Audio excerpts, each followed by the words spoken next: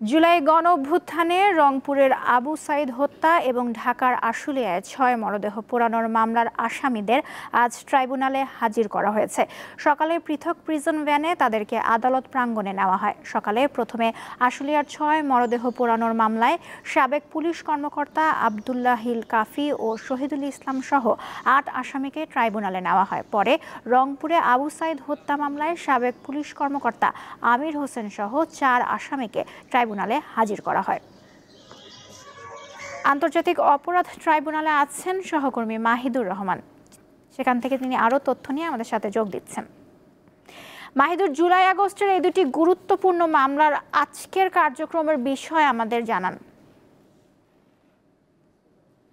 নওশীন, জুলাই আগস্টে সংগঠিত হওয়া দুটি গুরুত্বপূর্ণ মামলার মধ্যে প্রথম যে মামলাটি, এই দুই মামলাই আজকে আন্তর্জাতিক অপরাধ ট্রাইব্যুনাল 2-এ হবে এবং বিচারপতি নজরুল ইসলাম চৌধুরীর নেতৃত্বে এই মামলা দুটি চলমান রয়েছে। প্রথম মামলাটি আমরা এজলাসের ভেতরে আমি দেখেছি যে আবু সাইদের যে মামলা, সেই মামলা 4 জন যে গ্রেফতারকৃত, এই 4 জন আসামিকে কাঠগড়ায় রাখা হয়েছে, কিন্তু এই পর্যন্ত মামলাটি এখনও শুরু হয় নাই, চেয়ারম্যান এখনও উপস্থিত না হওয়ার কারণে। এবং এই মামলাটি শেষ হওয়ার পরেই কিন্তু পরবর্তী যে মামলাটি আশুলিয়ায় 6 লাশ পুরানোর মামলা, সেটি হবে।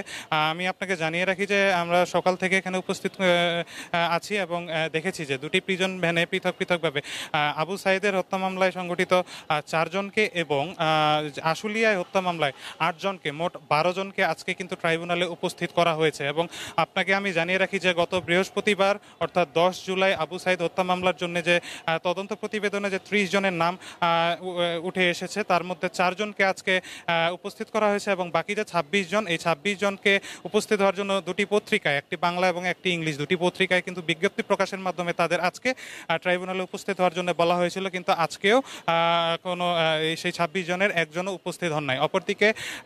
অপরদিকে আশুলিয়ার 6 লাশ পোড়ানোর যে মামলা, সেখানেও কিন্তু 16 জনের নামের সম্পৃক্ততা তদন্ত রিপোর্টে উঠে এসেছে। সেখানে আজকে 8 জনকে, গ্রেফতারকৃত 8 জনকে আজকে ট্রাইব্যুনালে উপস্থিত করা হয়েছে এবং বাকি 8 জনকে এখনো পলাতক রয়েছেন। তো এখনো পর্যন্ত এজলাস শুরু হয় নাই। এজলাস শুরু হওয়ার পর থেকে কি নির্দেশনা আসে, আমি নওশীন আপনার মাধ্যমে জানিয়ে দেওয়ার চেষ্টা করব।